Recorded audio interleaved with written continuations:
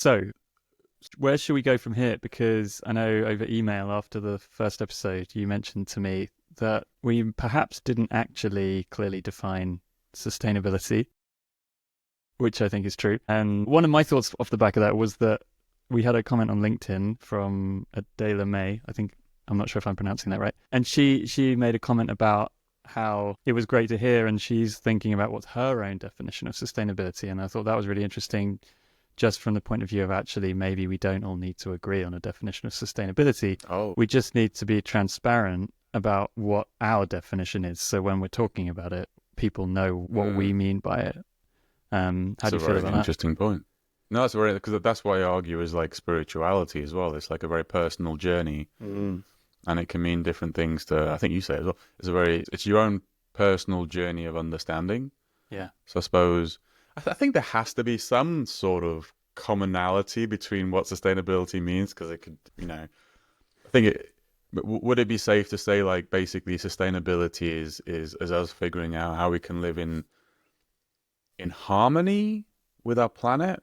Is that like, or can sustainability mean even not even that? What is To me, the that resonates. baseline? Yeah, Yeah, yeah, to me that resonates, and I think after our conversation last time, where you were talking about like the flow of power and which way it's going, it really made me feel like that's the important thing in a way. Is like it's not the final destination, because I do think on some sort of mm, cosmic level, if we'd got to the final destination, probably we'd have like completed the game and you know, and it would be like, great, you finished Earth, or yeah. you finished Now it's time for Mars. It's like, exactly, yeah, yeah, yeah, yeah. yeah, So actually, it's like, are we going in the right direction? yeah. Is probably the better question, and is the flow of are we flowing towards greater harmony, or are we flowing towards greater disharmony and fragmentation and separation? Well, I actually found it's interesting you said game because that's actually one of the things I think is important because I sometimes wonder if people think sustainability is this thing that you will win. If that Mm. makes sense. If we put this effort in, we'll win sustainability. Like when we started, there's validly there's a lot of conversations about 2030 and all these others. It's so close. It's just ridiculous. But we've got to do all these things or we'll fail 2030. It's kind of like we'll win it, and Yeah, then once you win it, we can then focus on other things. Whereas for me, it's something that it is a constant, because it's a balance of forces, and if you like take your foot off the accelerator, it just means you'll go the other way. yeah, So yeah, it's like a way of living rather than a destination. It's a way of living rather than a destination. yeah, Yeah. yeah. No, that makes sense to me. And for me, it sort of ties in with this idea that a lot of spiritual traditions and also sort of esoteric traditions have this idea that actually, well, I mean, like they all lead back to this idea that all is one, right? And Mm. um, Rudolf Steiner, he says the ultimate goal of humanity is to find our way back to unity, and Oh, and so we're on this journey where it's like, which also ties in with what I was talking about last time around, like the Hopi kind of seven worlds theory, where we basically start in unity, we're all one, and then we kind of get mm. birthed into this realm of separation, and then various things happen because now we have free will and we think we're individuals and God, we have ego and so on. And that's like the Bible, isn't it? It's like the Garden of Eden, then you get yeah, ejected from the exactly. Garden of Eden, then you're trying to, yeah, okay. And nearly all the kind of ancient cultures of the world, wherever they are, have some sort of story of separation and Mm, the fall of man. mm, But then one way or another, we got to find a way back. And in a way, I think that's sort of what sustainability is. It's like it's us trying to find our way back to that sense of unity. mm. And right now, we're at this point where like everything is becoming super polarized, which is sort of Oh God, the manifestation of separation and being yeah, separate, like hyper individualistic, yeah. not just in terms of like our beliefs and fashions, but like individualistic in the sense of like I'm we're right, you're against each wrong other. type. Yeah, Yeah, you're wrong. I'm yeah, right. You're wrong. Yeah. yeah, yeah, yeah, yeah, yeah. It's so interesting because this is our second podcast, and then when we agreed to kind of try and post the first podcast on other platforms, Yeah.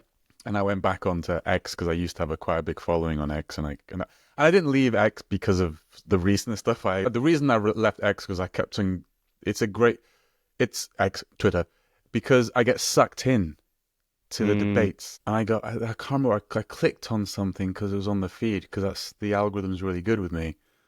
It knows me, it knows me so well. And I clicked it, not because I loved it, because I hated it, And I looked at the thread underneath, and I was like, oh my God, this is awful. It was, and I don't just mean it was just two sets of people who were utterly convinced that the other side was wrong. We're not even trying to understand. It wasn't like a discussion of trying to understand what the different points were. It was like, oh, you're a goddamn idiot, and you're a goddamn idiot, and you're a goddamn idiot, and I was like, my God, is that why I just ran off, and I kind of went back to my safe world of, I was like, but yeah, that was like a hint to me, because I know we've read about, but I got back into it. Like, my God, it really is a polarized world right now. Yeah. It really is. Anyway, just because I've gone off the spirituality track, I want to get back onto that again. But yeah, so that's kind of like, yeah, that was a good reminder of that. What were you saying? I feel like I've gone off. Oh, I was just saying about again. like unity being like the ultimate goal. Yeah. Sort of that's how we complete the game, is we find our way back to unity. And I think on some level that's like unity with ourselves in terms of unifying like different parts of ourselves that, like our shadows and so on, that we try to reject. Then there's unity with each other as human beings, that rather than seeing each other as separate and different and categorizing each other by gender and race and religion and nationality and all these other things. And then, but then there's like the unity with other living beings. Yeah. And then there's the ultimate unity where we suddenly realize that we're all just kind of figments of the universe's imagination. Oh yeah, this is all just a dream or a simulation, and yeah. But it's our dream and our simulation. That's kind of like, that's basically my rationale for it, Yeah. I mean, I also wanted to like touch base on because I thought it was interesting, and I don't really have a clear thought on it, but it was interesting when you were talking about the chakras. I thought that was like really interesting. Like, I love patterns that are repeated at different scales. I love the whole idea of was it as above so below, but also there's so many times and examples of patterns that are repeated at different scales that are very, very useful. Yeah. And so that whole idea of kind of this chakra thing, which I've always associated as a very personal, individual system of thinking, and just like, oh, hang on, what if we did apply that to society as a whole? Yeah. And like, what does that mean? And that's, you in a way, like, if you think of like one of the ways I by the way, I acted dumb, but like I'm properly into chakras and stuff. So I You were just pretending you weren't quite I sure was just what they pretending. I've got my beads. I've got my alignments. I think through this stuff. You were hustling So, me. like, but I was hustling you. I was like, "What is it? What is root chakra? I don't know what that is." Yeah. So, so like, it's even that is like finding a balance inside yourself. Is your chakras? It's not just like a thing that goes up your body. Like when you, like sometimes like I meditate or I do other things, and I do like Kundalini back in the past as well, and it's all about finding, like, uncoiling the energy and finding the balance so it kind of goes all the way through. But it's a balance inside you. Like sometimes I even visualize when my chakras come into alignment, and it's like I can feel like the energies in myself are like balanced, like one side versus the other. And that almost is in a way like society as well, is like, if like there's a balancing of society, which kind of means like the societal chakras. Yeah, exactly. If you apply like what would if we treated humanity as like a gestalt, shared consciousness entity, itself would have like a root chakra for that all of humanity, which kind of relates to what you were saying, which is they feel like safe and secure, and kind of their base needs, are met. Yeah, that in our Um, collective consciousness we have that sense of safety yeah, and groundedness and so on. yeah, Yeah, and yeah. I mean, then I think everything, the more you look at patterns, the more you see that everything is fractal on some level, that they do yeah, repeat at different scales. And so I think that the idea that we have these needs, call them chakras, call them hierarchy of needs, whatever terminology works really. I think it applies at an individual level, it applies at a societal level, and then it probably also applies like in nature more broadly, maybe even on a kind of galactic level. Who knows? Like yeah, we don't really have yeah. the visibility of that level, but Yeah. um, I don't really know much about it. But there's people who talk about Earth chakras, and Oh, people say really? that like Glastonbury Tor is the heart chakra of the earth, and that there's like the other chakras are some other sacred Oh. spots like the pyramids of Giza and so on. And I don't, Mm. I have no idea if there's any truth to that or if it works, but it's an interesting concept to like see that like the earth is also this kind of living organism with its own energy system, its own hierarchy of needs, and that those can be in Mm. balance, which is what we're aiming for. We're aiming to like have them in harmony, or they can be out of balance, and when they're thrown out of balance, then there are God, that's so symptoms: interesting. Yeah, that is so interesting. earthquakes, volcanoes. Yeah. What would be? Because I do think of the Earth. I mean, for me, I do think of the Earth as a living entity. Like Mm. we think of the Earth as lots of individual things that are competing in this Darwinian survival of the fittest mechanism. But really, like at the same time, so are the fungi and bacteria in my intestines. Yeah. But they're also part of this symbiotic system that is ASIM, that is, all working together to survive. The reason I'm kind of doing all this stuff really is just to keep my those fungi and bacteria alive in my intestines. So, there's a really interesting book from Michael Pollan. What's it called? I can't remember what it's called. But the whole idea was like, are we the intelligent ones, or is wheat the intelligent one? Because we seems to have been clever enough to convince these ant-like humans to create this perfect land and like always feed it and all this other Yeah, yeah, stuff. So yeah. like am I the intelligent one, or is my bacteria the intelligent one? Because I've created this really nice safe space for it to like live. But the Earth, you can think of the Earth as the same way. It's like it's all of these things that are you know working together. The same way as like we know how like the emotions that I feel as a human being are we think it's all in, I'm thinking this way because there's something in my brainstem, but actually you know I could have eaten something bad and that created a chemical imbalance which actually made me sad, Yeah. but it was actually it's these things in my stomach that are the sad things. Yeah.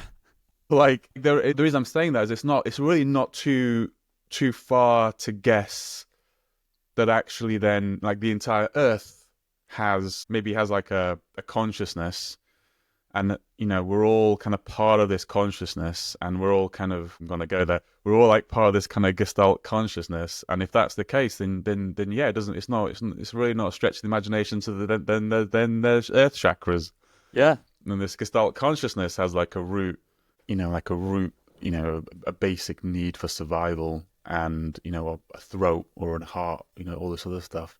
Yeah. I And it like just that. might That's like that. Yeah, look yeah, completely different from yeah, the one that we have because it's not a mammal with like two arms and two legs and a head, so we don't quite understand what we're looking for, but doesn't mean that yeah, on some level the same principles apply. yeah. I mean, it breathes. Right? It Yeah. breathes, right? It does. It does all these other. Yeah. And so for me, that for me, like sustainability is more that. It's more that that we are like an entire living system, and sustainability is sustaining that living system. For me, it's almost as simple as that. Mm. We're sustaining that living system, which is changes the priority of what I would consider to be the top of the list for sustainability and things like that. So yeah, if you Yeah. think Well, about it like that whole Earth is a living system, then we're just part of it, and we just our role is just not to screw things up so bad the entire living system collapses. Yeah, yeah. I mean, there's also a theory that on some deeper level, it goes back to the same idea that somehow we're sort of manifestations of a universal consciousness, that the objective is to experience growth through creation, and that nature is an expression of creation, and it's constantly trying to become more and more abundant and create new things, and that's what drives evolution. But then the counter to that is destruction, where you're sort of reducing the amount of nature's ability to create new things and to thrive. Yeah, but you need both. And so we're sort of, well, you need both in the sense of like the seasons, for example, that you just everything gets sort of killed off, so you have the spring. And well, you need decomposition. You need things to die for it to decompose. We'd be standing on like 5 mile deep of unrotten logs, right? If like decomposition like didn't exist, it's this constant like boiling, like a pan of boiling water. It's just like life coming and then dying and then decomposing, and new life spreading from that. Death. Well, exactly. And it's the sort of the paradox of life is that in order to have new life flourish, then you have to have death and decay. In India, for example, in Hinduism, you've got, I'm going to get this wrong now, is it Shiva the destroyer? Sounds about right, yeah. And often it's seen as the destroyer is like the bad thing, and yet people worship it as like a deity. But the reason that they worship it is because of a deeper understanding of actually it's the cleanser that then creates the space and the fertile ground for the new life to flourish. Yeah. So we're in this kind of weird place as humanity where, in a way, it's not that sort of decay is inherently bad, but there's something about the way we're going about things that seems off balance. We don't have this harmony of creation and destruction. Well, I think, is it like ossification? Because, I don't know. Like if you really think like paving over, as soon as you kind of pave over a ground, it's not living anymore. It's not got that capacity for it's dead. It's dead in the truest sense of like dead. It's just Whereas decay, sort of fungal decay, for example, is not dead. It's thriving. It's a form of life itself. It's just you've transformed from one form of life into another and back again. Yeah. So I think that's the. I mean, I just got this image in my head of because I watch a lot of sci-fi. I told you I watch a lot of sci-fi, and there's kind of like so many examples in the sci-fi books of like worlds that have, the capital star systems, like in Foundation, like the capital planet has been completely and utterly. There's no surface anymore. It's all paved over, and there's a multiple levels deep on the planet. And then one of the famous scenes in it, one of the famous early scenes, is like there's a cable that crashes into the planet, and then one of the scenes later on is like someone going that was the most beautiful experience because for the first time we saw stars. Right. The cable had crashed through all the layers of the, and I was like, that's the kind of like, that's not life. That's just you've destroyed your planet. And you've just paved it over, and I'm not saying that's even possible. It's like a science fiction book, so I mean, it's probably not impossible. But like that whole idea of that isn't life to me, and that's not living in harmony with the planet. That's basically just completely transforming it to something else. That's not even necessarily like a Gestalt living entity. It's just a machine. Yeah, I suppose what it is, it's a machine. You've turned your planet into a machine, and is a machine the same as a living entity? A machine is on some levels arguably dead. Yeah. Now, there's another argument that says maybe there's consciousness in everything. Yeah, the panpsychism, is it? Yeah. On some level, I think it's probably relatively easy to argue that there's significantly less life in a machine than there is in a biological organism. Or is it fair to say like, I mean, we can be tribal to a certain level.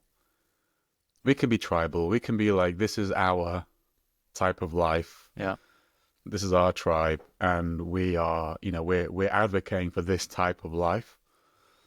And you could be a machine tribe that advocates for machine types of life, and how about you can have Mars, but leave ours alone, things like that. But yeah, there is like this idea that we do share. I think the tribal thing is interesting because it means that we do share a commonality with all of the living beings on this planet because we are all the same type of life. It'd be interesting if aliens ever come to the Earth, which are like totally different, because then suddenly we would snap into like, oh yeah, we're not that, so we're all the same. When you see the opposite, like a machine, an alien. Yeah, we'll be like, oh yeah, we're not. We're the biochemical humans. We're not the silicon aliens.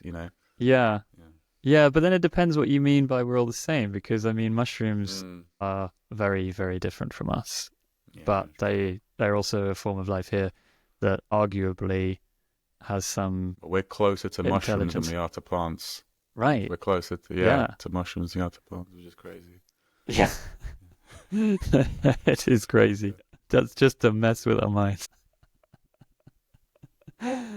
Yeah, so I'm not quite sure whether like if aliens came that were completely different from us, I think that it wouldn't necessarily galvanize us to feel like us Earth beings are all one, because I feel like there's already beings here that appear significantly different to the point that we just think, oh, they're not part of our tribe. Those mushrooms, those cabbages, they're not, they're not part of the tribe. Even things that are like really similar to us, like cows. Well, do you think we'd put all humans together in one go? Probably put our differences aside, and we'd be like, okay. I think that's possible. We're all the same. There's a theory. There's a conspiracy theory that at some point in the near future, the governments of the world, probably led by the US, will stage a fake alien invasion, and that they will use the fake alien invasion in order to justify the creation of a one world government. And it's interesting. It's interesting because the theory is that like that's the one thing that could bring humanity together, is the idea that like all of humanity is under threat from something that is not us, that's external to us and not from the Earth. So although it might seem like it's a wild theory, it's also an interesting kind of thought experiment. No, but it's not even. It is. We're going into politics for a second now, but like that is literally how I think governments function and work. It is to make you you're made to feel afraid of something else, and then that's how you remain. That's how you remain controlled. Yeah. Right. It's one of the reasons I think there's so much polarization in the world right now, because the different entities are like, well, you have to hate the other side because they're going to destroy everything that you care about in the world, and you have to give me everything. So it'd actually be, it'd actually be a pretty good strategy, I think. Because if you did want to create a one world government, worked. Yeah. It's not like a new strategy. It's the same strategy as always, but instead of saying immigrants, you're saying silicon beings. Exactly. You're basically saying, look, we've gone as far as we can in consolidating our power using fear of each other, and we want to scale it up a level. So we're going to have to like make the threat beyond Earth. Yeah, God, that would really work. You'd have to do a really good job of convincing me that there's really aliens. Yeah. Well, but FYI, isn't it crazy that like 3 months ago, there was very compelling evidence that there were UFOs in New Jersey, all over America, and we've all just kind of gone, that was interesting. I wonder what that was, and then just moved off. Well, it's kind of wild that I mean, we're going down a rabbit hole here, but if you start looking into it, I mean, there's vast amounts of evidence that there are things that you would call UFOs. Yeah. What they are is the big question. But I mean, and it goes way back through history. Like there's reports of these things in the sky, and now we've even got videos of things like the Tic Tac UFO from US Navy aircraft. You've got the Mosul Yeah. orb that was leaked, and then NASA actually did reveal it in a presentation. And these are like, You know a kind of lot. tip of the You know a iceberg lot. things. So, You know a lot about this. yeah, right. So there's like it. I think if you actually take the time to look into it and open your mind, it's hard not to come to the conclusion that there are anomalous. I mean, that's why they've renamed UFOs. Yeah. Well, I think they've renamed them because of the stigma and they want to like throw people off the scent. But like these, they're called now unidentified anomalous phenomenon, which actually Phenomenal. Oh, that's hard even to pronounce. it's hard to pronounce. Anomalous phenomenon. Yeah, Okay. and it's partly they changed UFOs to UAPs, which was unidentified aerial phenomenon. But then because there's all these things that are reported either underwater or between the air and the water, then they renamed it again to anomalous phenomenon because they're not necessarily in any particular place. And I've heard there's a theory that they're actually on the planet already, and they're just actually they're all under the water.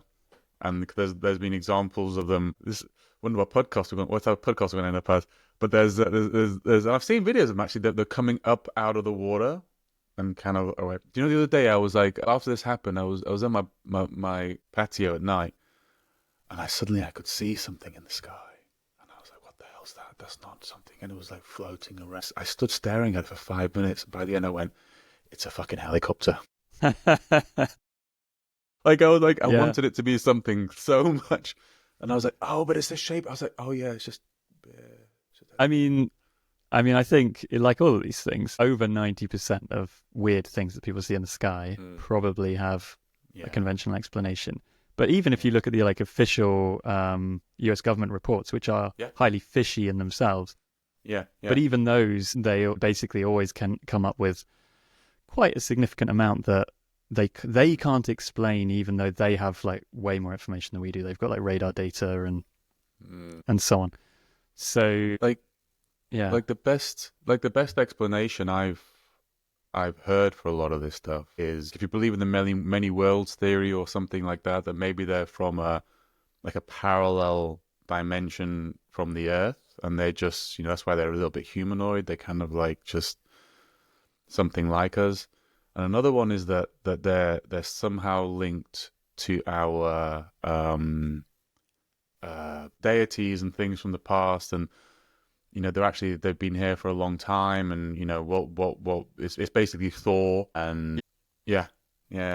I mean, there's a lot of theories, and they're all kind of fascinating. I mean, there's also theory that maybe they're us from the future that's coming back to try and stop us from destroying ourselves. This is an interesting time.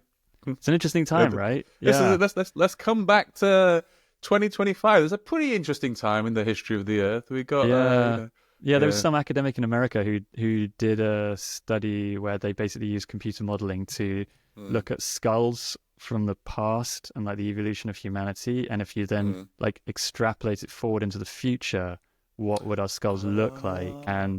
And basically it's like we basically ended up looking a lot like grey aliens, which was kind of weird. I'm not convinced by that, but it's an interesting theory.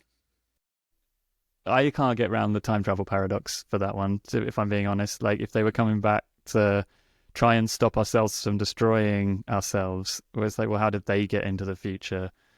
It's like I can't get around with that one. But there's a lot of like wild stuff going on in terms of that. And the funny thing is that you bring it up, because when we met at the Green IO conference a couple of years ago, and we were like sort of almost too busy to talk to each other. I went down for a break, and then there's this big lobby with like big TV screen with the news on it. And that day, the headline news on Sky News or whatever it was they were showing was the U.S. congressional hearing on unidentified aerial phenomena. And it was literally like the ticker on the news thing was like UFO hearing in U.S. government. And everyone was just like walking past the screen, like la la la la la. And I was there, and I was staring at the screen, and I was like, "This is insane! Like this is actually in mainstream news that there's a U.S. government hearing about UFOs, and no one's batting an eyelid." And it's kind of it baffles me almost as much as the idea that there even could be UFOs of various kinds, of whatever they Right. are. That The fact idea that that people don't bat an eyelid when it's on mainstream news is almost more baffling. It's like, it should be like everyone sits up and says, oh my God, like what the hell is this about? Why is this on the news? What are they talking about? Do you think that's something to do with like the way our society is today? Like, if this was 20 years ago, do you think we'd all be reacting to it like very differently? Is it something to do with us today? We're just numb to news or to something like that. Yeah. Yeah, it's a good question. I mean, I do think we're just overloaded with things from like now the pace of information that we're given through social media and so on is so much greater than in the past. But yeah, 20 years ago, it would literally be that you might watch like BBC News at 6 and that's your like dose of news for the day. Yeah. And if it was on that, then maybe you take it seriously.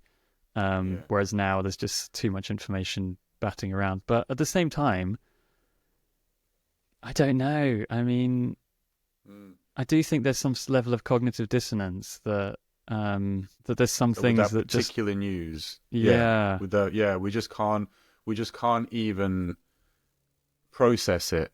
Yeah. In our head, so it just goes out the other side. Yeah. Yeah. I mean, even like the drone thing that you were saying in New Jersey, which they, the mainstream media branded as drones because it's like relatable. But actually, they didn't have a clue what they were. I mean, somebody knows. Somebody knows. Yeah. But I mean, that whole thing was know. absolutely bizarre. And then the Trump said that, like, within a few days of getting in office, I'm going to like reveal what these are. I'm going to get in office and I'm going to release the information to say what they are. And then like, I don't know, it's like a week or two went by. And then there was this press conference where they basically said, oh yeah, like the FAA knew what they were. It was just Drones. It was just US testing some new drone technology. And the FAA That's themselves one great way to test. You're right. Yeah. Yeah. The FAA themselves had categorically denied that they knew anything about it. And then suddenly it's like, yeah. The FAA knew all about these. They had them all like tracked. They were all pre-approved for like, so basically somebody's lying. But it's a mystery, and it's a fascinating mystery. And I find it intriguing that the general public are not intrigued. That's the mystery for me. So interesting. Why are people like you and me who are trying? No, very serious, very serious question.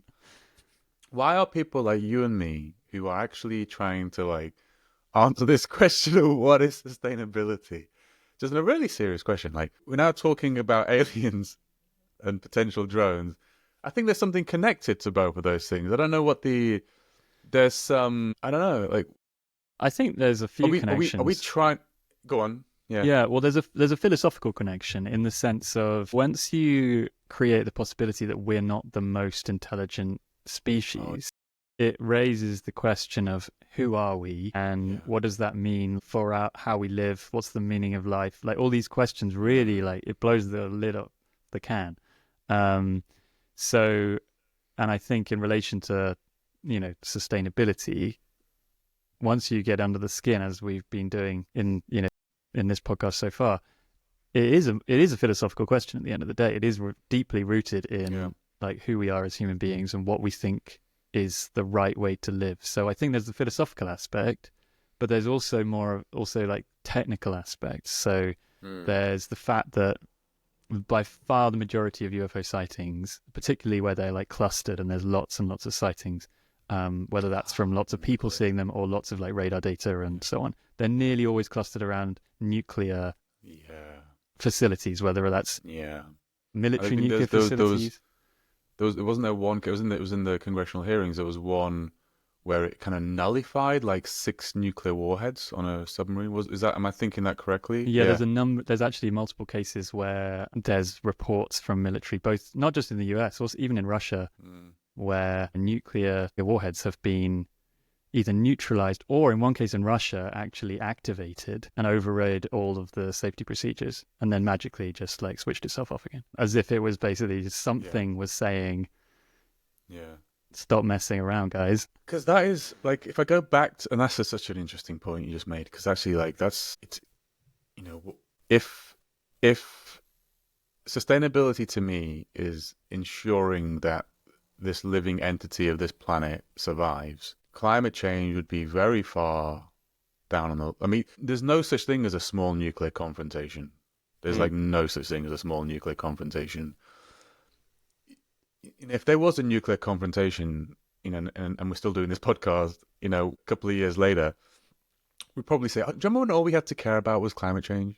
That was easy. That was like the easy one. Like, a small nuclear confrontation will make everything that we're talking about seem trivial compared to the issues that's created in the world.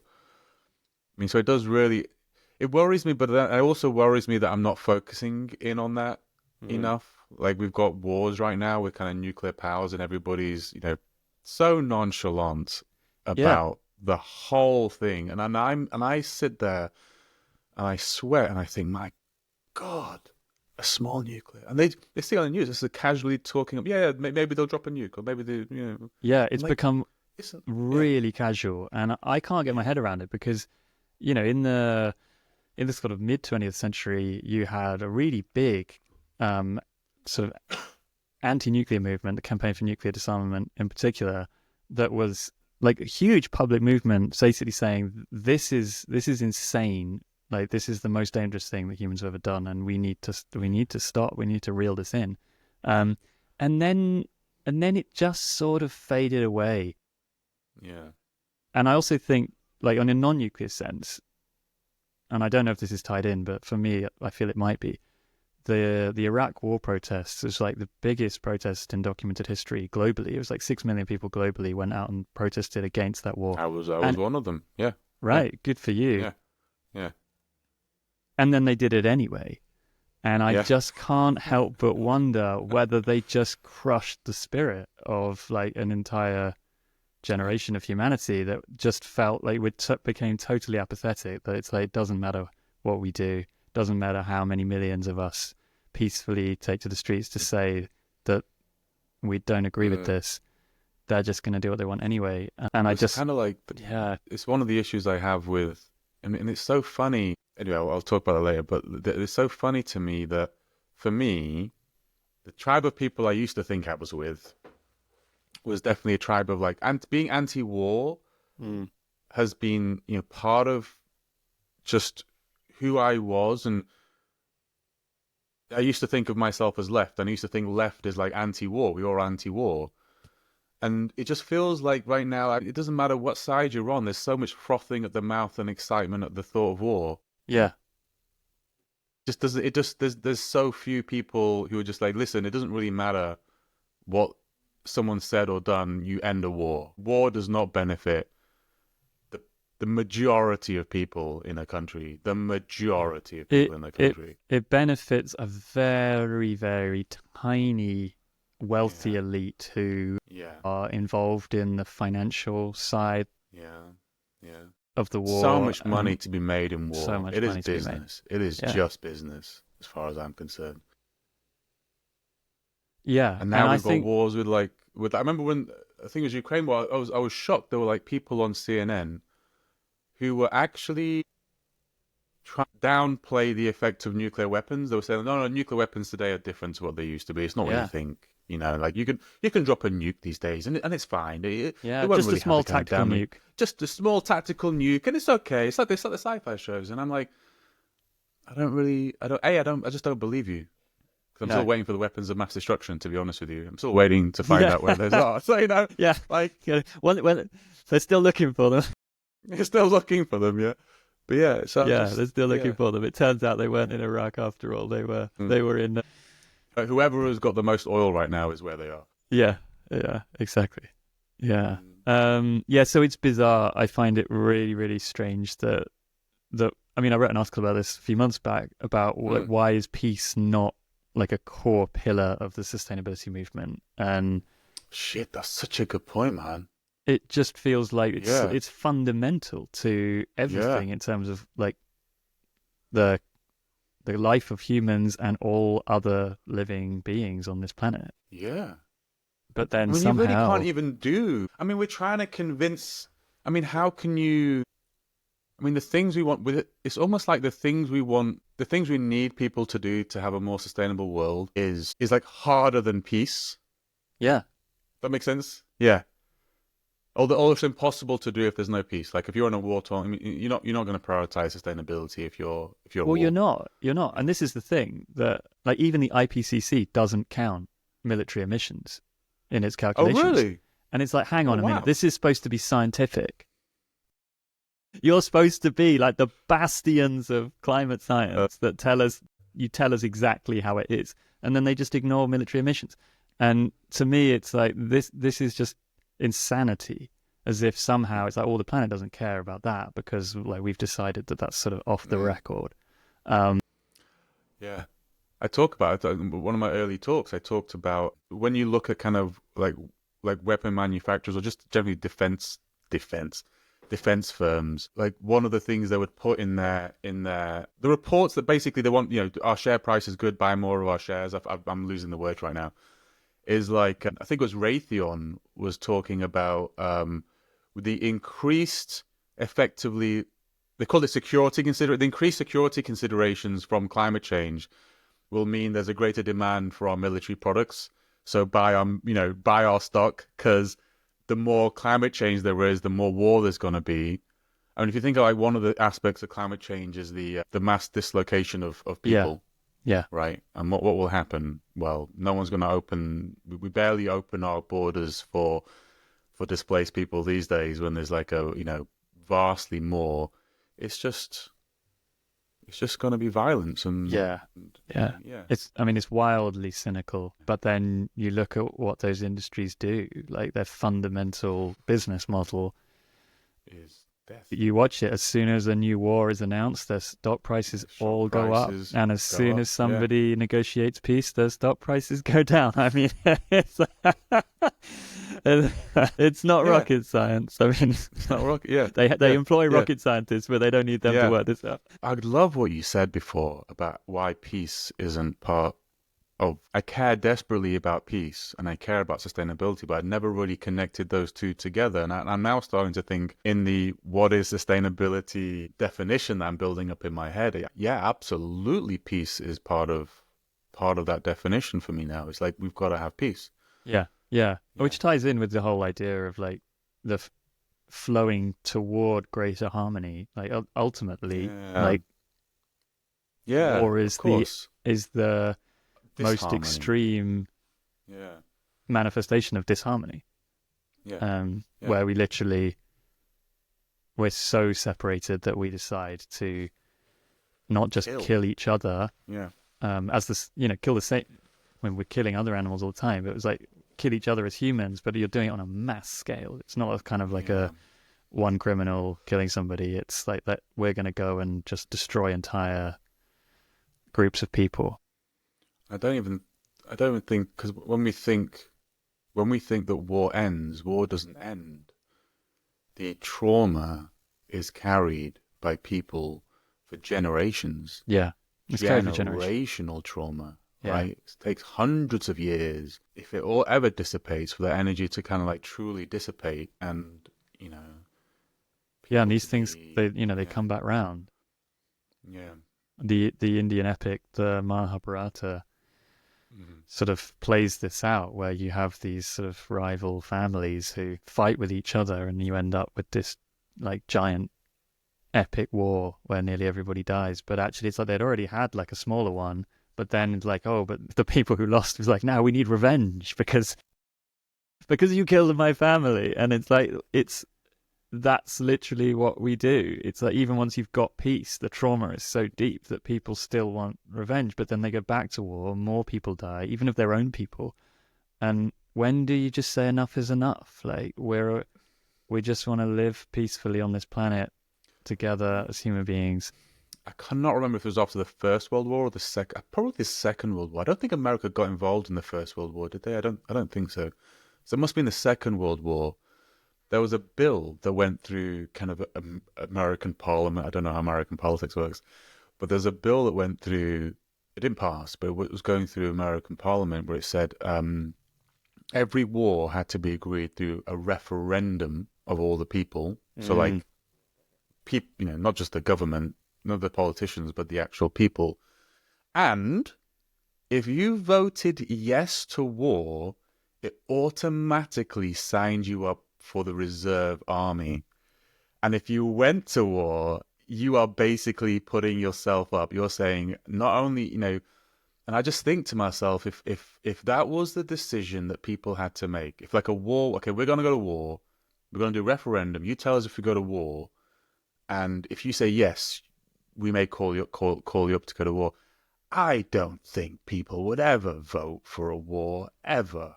They'll be like, yeah, okay, yeah, I don't like those people. Yeah, okay, they're super annoying, especially that guy over there, but I'm not gonna go. I'm not gonna risk my life or my children. I mean, I think my children's life. I think when people right now are kind of like frothing at the mouth for war, I'm like, would you be happy if your child went to fight that battle? Would you think, is this cause so powerful for you that you're willing, that you don't want to go for peace? You don't think peace is even achievable, and you're willing to lose your child over it? Because that's what's happening in the countries that actually are being forced to have these wars, is that they don't have the choice. Yeah. I mean, I think that bill is genius, and I think it should just be a standard international law, right? Yeah.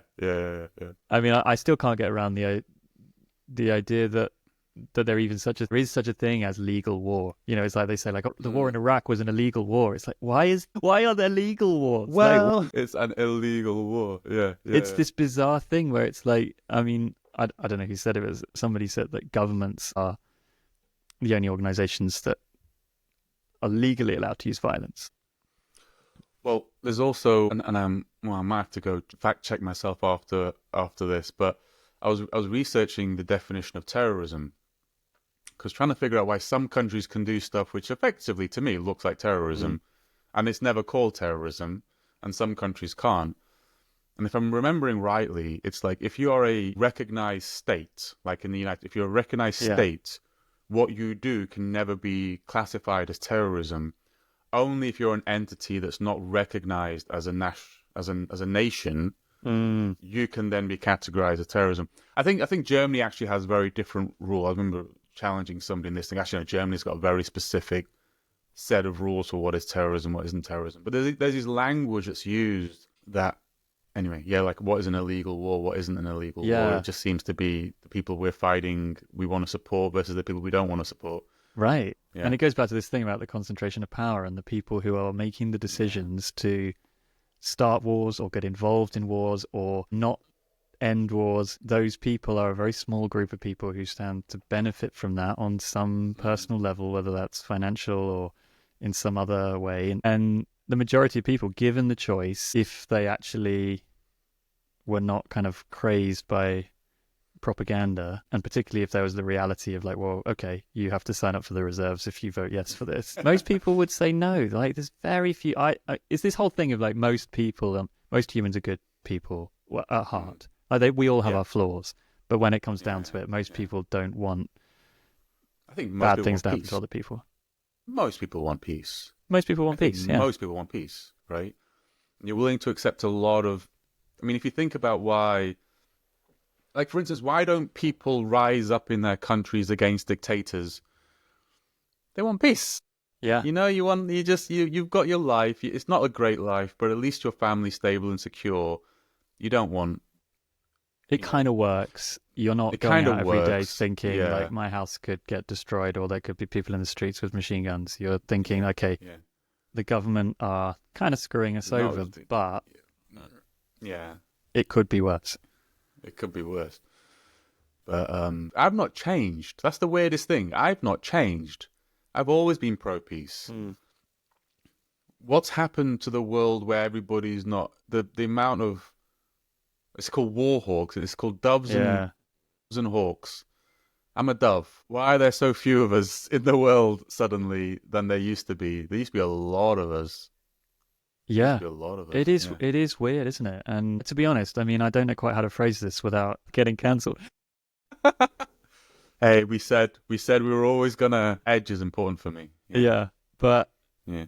when the war in Ukraine started, I Yeah. was really shocked by the enthusiasm for like going in militarily and Mm. sticking it to the Russians, from Mm. people in our country, people even like within sort of the sustainability community, people who consider themselves left wing, whatever that means, Mm. were Yeah. like really weirdly gun ho. And not everybody. I'm just saying there was like a weirdly Mm. like It was. disproportionate amount of people who Yeah. I would have expected would be traditionally would have like out Yeah. on It the would be like, streets it's campaigning like, for hang on, peace. Were let's just try and get like, is this the yeah, only path? Like, can we? yeah. Yeah.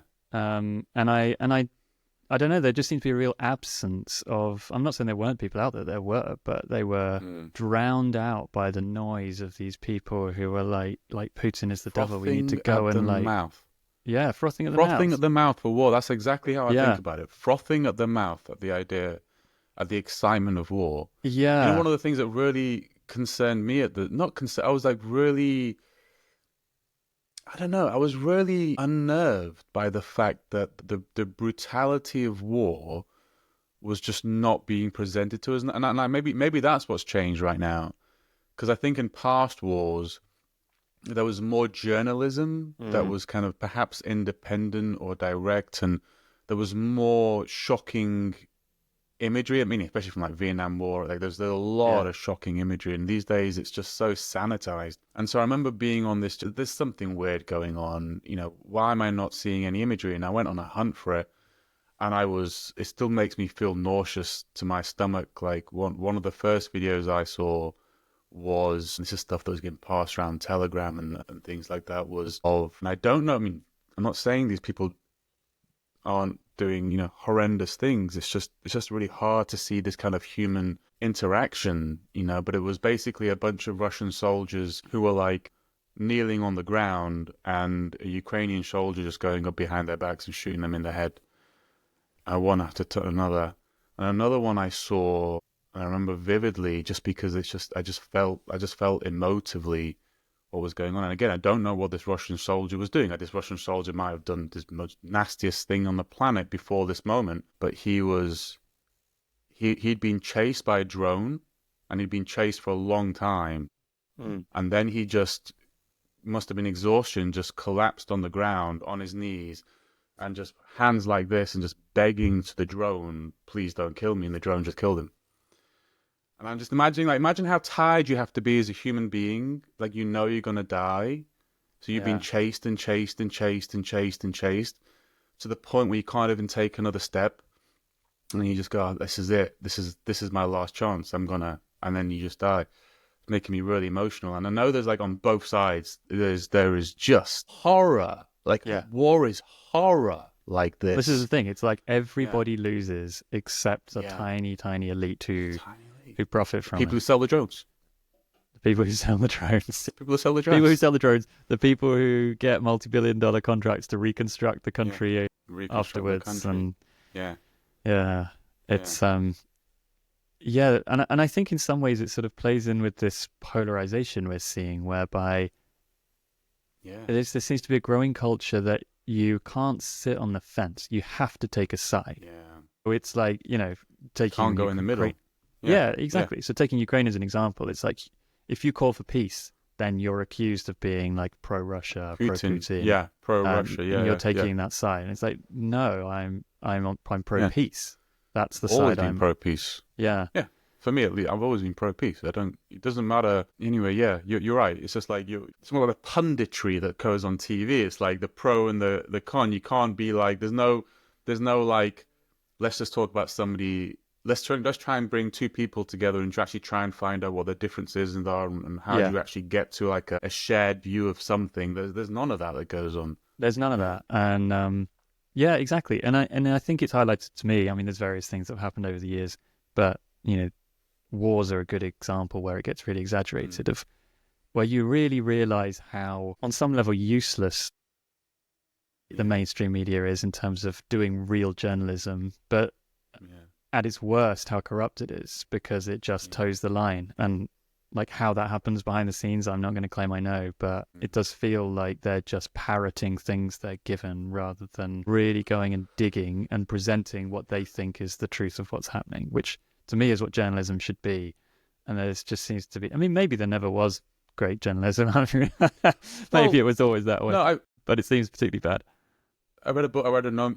It's quite a famous book, Noam Chomsky's Manufacturing Consent. Have you seen? I know of the book. I haven't read it. You know of the book? Yeah, I actually got it the other day. It's quite old, so it's kind of hard to read because all of his examples are from the. I don't resonate to all these examples, but he just like the way he presents it is it's just the way like sustainability is a systemic issue with the system rather than kind of blaming individual, like you've got to fix the system. He describes how what's happened with journalism is just this systemic effect. Like one of the things is you need to have credible sources, but it's hard to actually get a credible source requires so much effort. You've got to like, whereas you've got to now get an article out like every like day. Yeah. So how do you get a credible source? Well, like a government is a credible source. So that's it. You end up the way he described it is it's like, don't blame the journalists. Yeah. It's the systemic effect of it's just like you have to give credible information. And so your best sources are these sources. And then you end up just parroting everything. You just end up just parroting propaganda one after the other. And there's none of that kind of classical journal. Very rare you get that classical journalism anymore. Well, that's it. And I have heard after the advertising dollar as well. And there's he described it as well as like you can't really do that real journalism because the advertising money will leave the publication if some of that. Well, I think that's a big part of it that's probably changed in the last 20 years is that there's the need for clicks and views in the media in order to justify keep the advertising revenue means that they're constantly just churning out. They got to churn out new content all the time, but they also need to make sure that content gets lots of eyeballs. It doesn't matter how good the content is in terms of its quality.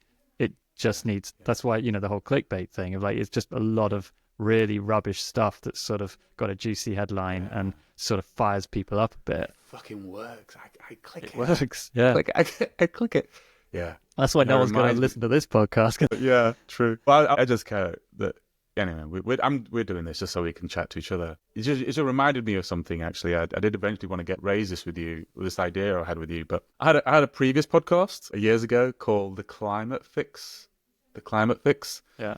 And on that podcast, I'd kind of interview people, and I'm going to apologize now, and I won't remember her name, but I will put it in the show notes. But I interviewed a woman, oh my God, I can't remember her name. But she was part of something called the Conscious Advertising Network. Yes. Conscious Advertising Network, yeah. Do you know who I'm talking about? Because if you would know her name... Yeah, I'm aware of the Conscious Advertising Network, yeah. Yeah. And so, like, it was a really eye-opening podcast episode for me because I kind of realized something on that. Because the way she was explaining it, she was describing how...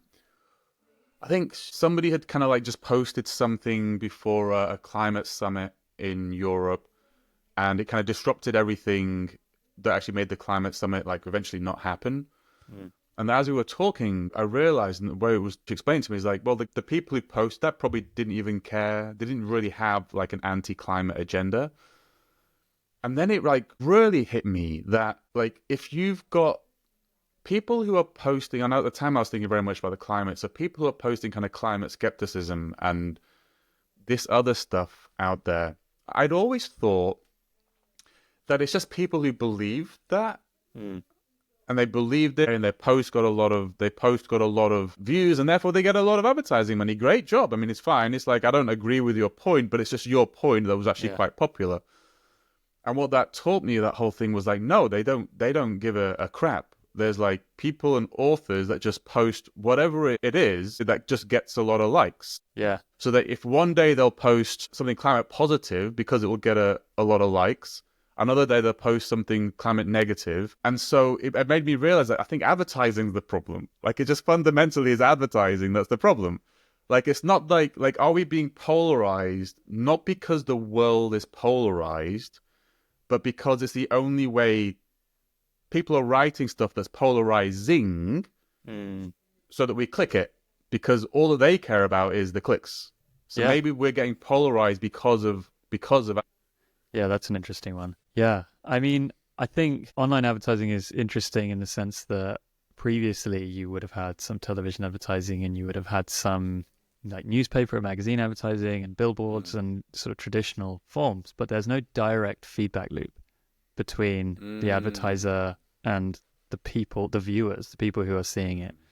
Whereas as soon as it went online, you have this like instant feedback loop where you have an algorithm that basically can learn what works and what doesn't, and then it sort of exponentially shifts the messaging towards the things that are effective to get the advertiser what they want, rather than traditionally it would have been a bit of a black art. You know, you sort of the advertising agencies are taking a bit of a punt on like what they think will work and what won't. Whereas now it would hit multiple different types of people, but then it might be quite cool that it hit multiple different types of people because it kind of brings multiple people in. I think because advertising is like you create the content to get people to land on the content, and the content has adverts. So that I search for a table, all my adverts are going to be tables for like a week, right? Or I thought I wanted a table, and suddenly I'm seeing like table adverts, which sometimes happens, right? But then it's like the content that gets created is designed just to get you to land on the content, so the adverts are shown on the content. So I suppose from that perspective, I can't really blame advertising. It's just like anything to give you eyeballs. Like, it's just the eyeball, the attention economy. Yeah. Put it that way. It's more generic. The attention economy has perhaps driven the polarization, because I'm not clicking on the whole. This is why I'm not on Twitter. I'm not clicking the wholesome tweets. I'm clicking the stuff that gets me angry. And then I'm clicking the comments on the stuff that gets me angry. And that's why I'm actually not on Twitter, because it just kind of expresses the worst part of myself. And I just can't. I have to, from a mental health perspective, I have to just take a step back. Yeah. Well, I mean, I think that's true of social media in general. And that's why I sort of try to limit it as much as possible in my own life. But I think, as you say, the attention economy means that there's a natural incentive to want to get us to click or view whatever it is. And actually, when you put something that's quite middle of the road, you can kind of take it or leave it. You're like, maybe, there's an article about robins in the spring. Like, it's quite nice. Some people will read it. I'm sure it's very pleasant. We could learn something about, robin behavior. But but if you post an article about like robins murdering blackbirds, robins are killing, killer robins on the rise, you're going to get way more views, because there's something that really, it's like it sticks out like mentally as an anomaly that's sort of extreme, and I think the anomalies do work both ways. Like, you can have positive anomalies of something that's just exceptionally, surprisingly good that gets attention, but I think it's easier to drive it through fear, something that's sort of negative and fear-inducing or anger-inducing tends to be an easier, more predictable way of getting our attention, and so it shifts the whole kind of media landscape, and with it the advertising landscape that way. But then is like social media like fundamentally the fault? Is it Facebook, Twitter, LinkedIn? Are all these things? Because they don't really care about anything other than keeping you on the platform, because all they are advertising engines. Yeah. So they don't really care. They don't really care. They just can't. They just fundamentally can't care and be profitable at the same time. No. No, they can't. I don't know how you get around that. But and in some ways it goes back to your point of advertising being the problem, in the sense that it's not necessarily... I mean, I think there are other issues with adverts and advertising which we could discuss, but just in terms of the like social media dynamic, if you took advertising out of it and they had another revenue stream, Yeah. whatever that might be, but let's just say hypothetically that you had to pay 50p a month to have a Almost like a Facebook account. Substack type. Yeah. Substack Yeah. account, or Yeah. well, actually, Yeah. to be fair, Substack does have an alternative revenue model, and that's why I find it I think interesting. I like that. The more I look at it, I'm like, actually, that's really interesting. I don't know if I've, yeah, I'm still exploring it, but it looks like really interesting. I'm more interested in paying. I'd rather not be. I'd rather have a clarity of the value exchange rather than, you're giving me something free because you're trying to give me an advert. I'd rather be able to just say, right, I'm giving you money and you're going to give me content. And I know what the hell's going on here right now. Yeah. Exactly. And I know that there's like concerns around that on some level because not everybody can afford to pay for content. And I think that is a real issue as well. But then at the same time, I think like you do pay for a newspaper. So we've sort of been lured into this idea that content should be free. And then and we sort of resent it when we have to pay for it, but then we end up with this low quality journalism because all the, like we discussed, the money's all coming from advertising and they've got to like get maximum clicks and so on, rather than serving us as the readers or viewers to actually give us good quality content. And so free content, you have public services like the BBC, which should be robust and trustworthy. And I say that somewhat skeptical tone. But it depends who's in power, I suppose. It's so influenceable by government. And I don't know how you get around that power dynamic. Yeah, it's a tricky one. It's hard to solve, isn't it?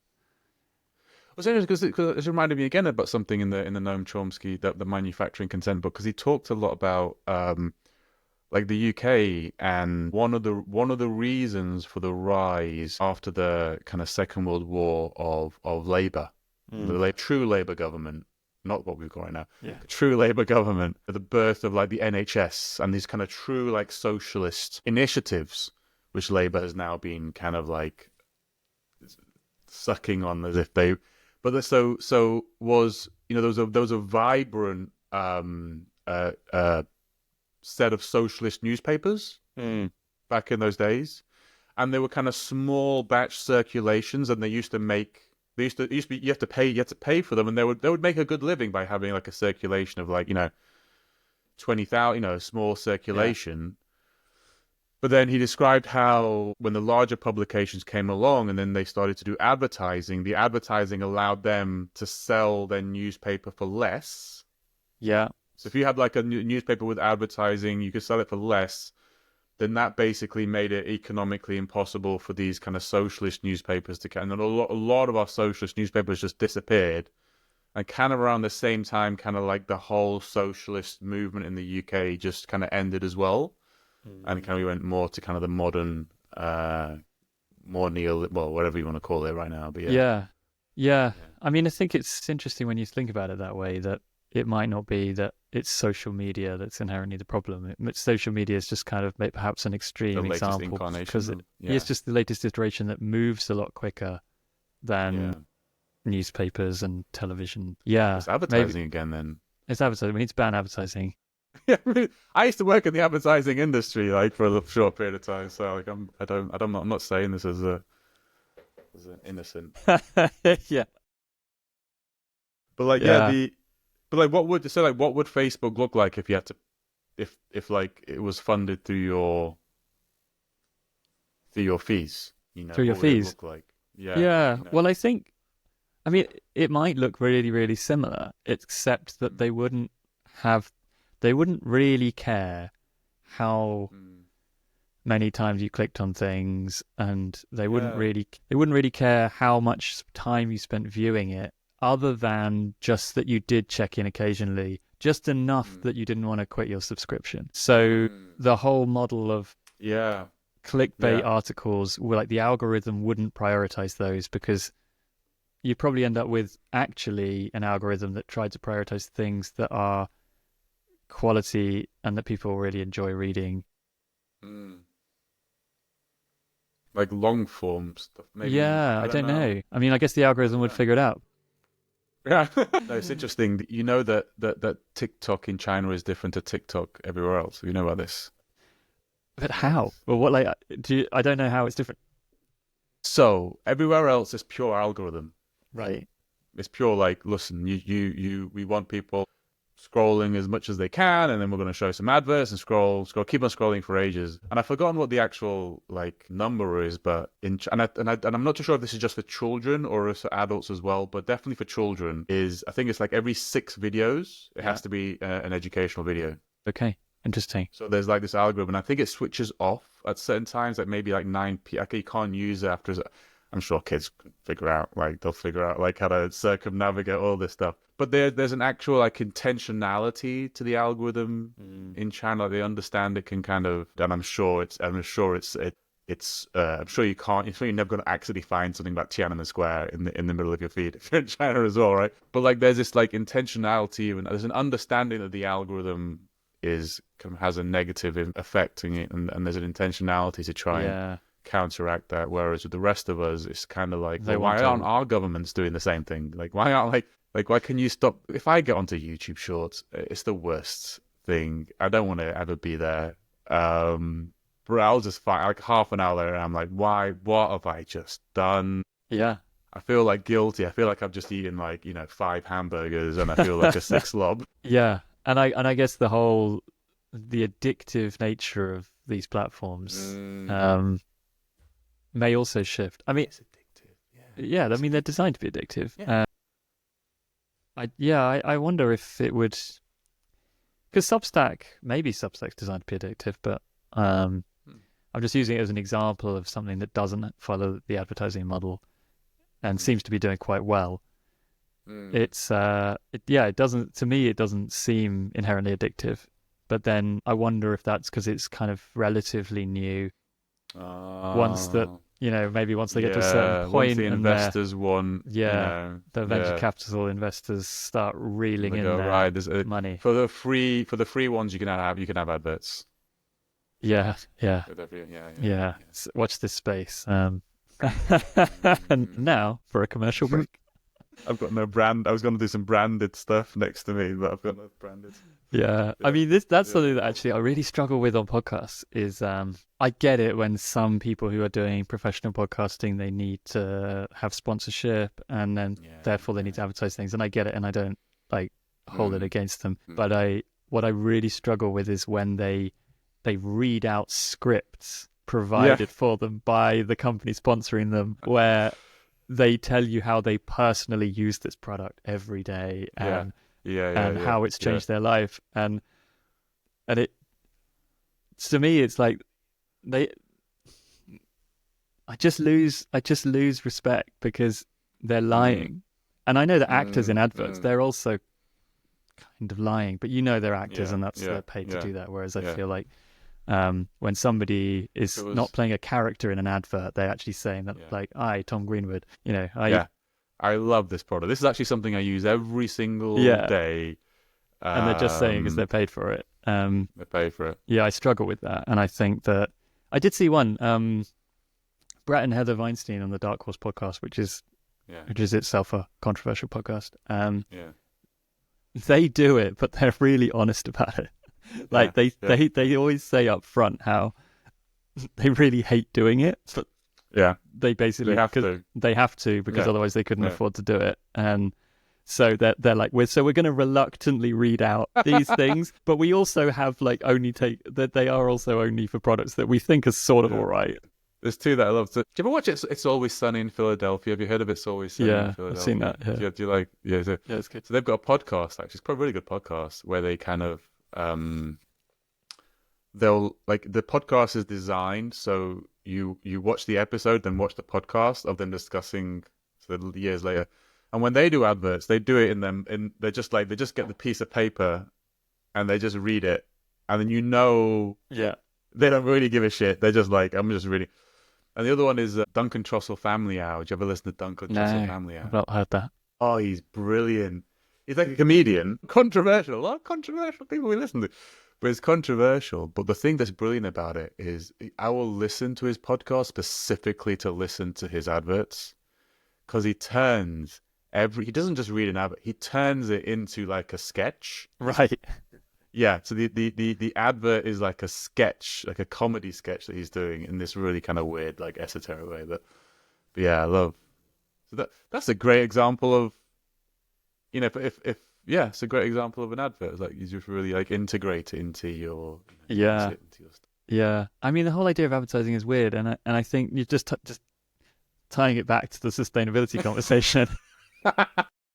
Before we get completely lost down this advertising rabbit hole, there's also a dynamic that it drives consumption, unnecessary consumption, right? Yes. And I think there's a yeah. subtle difference between information and advertising. And Yeah. if we lived in a society, all right, this is just my view. If we lived in a healthy society, we would only buy things that we genuinely wanted or genuinely needed or genuinely wanted. And we'd probably find out about those things through word of mouth, because I tend to find that like all the best things that I come across and that I buy, I've probably come across through word of mouth one way or another. Because good ideas spread. Yeah. You tell your friends, you buy this thing, and it's just amazing, and you really love it, and you Yeah, tell all your yeah, friends about yeah. it. So I yeah. feel like in a healthy society, advertising wouldn't be necessary because good things would spread anyway, and rubbish that we don't need and we kind of regret buying would not spread as quickly. But we live in a world where like companies need to drive sales and governments want to keep the economy growing.